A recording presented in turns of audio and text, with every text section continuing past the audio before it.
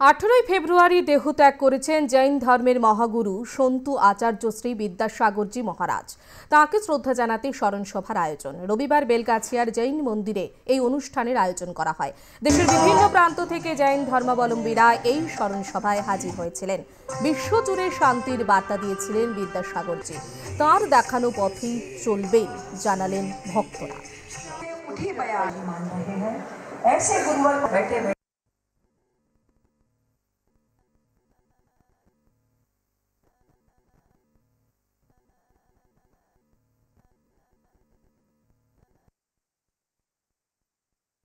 वो हमारे बीच से चले गए। वो बीच से चले गए। ये दुख का घड़ी में सुख का ये बात है कि वो जिस मार्ग को हमको दिखाया उस मार्ग को एक एक चीज़ फॉलो किए और उसी तरह से अपना देह को त्याग दिए।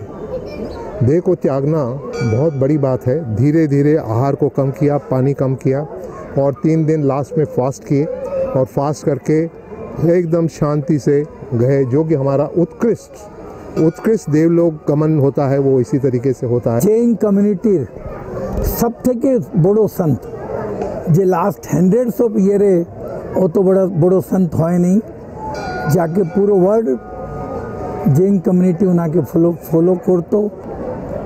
আমার যখন ওনার সঙ্গে লাস্ট দেখা হয় উনি বললেন ধর্মের নাম কি? ধর্মের নাম পরস্পর গৃহ জীবা নাম, মানে অপরের ভালোটা করাটাই ধর্ম।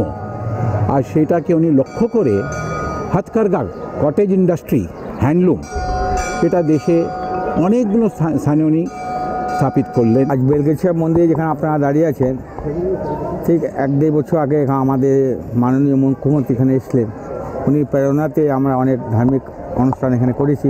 লাস্ট 2 মাস আগে ধন্যবাদ আমাদের 2550 মহাবীর ভগবানের নির্মাণ বছরে উনি ওপেনিং করেছেন।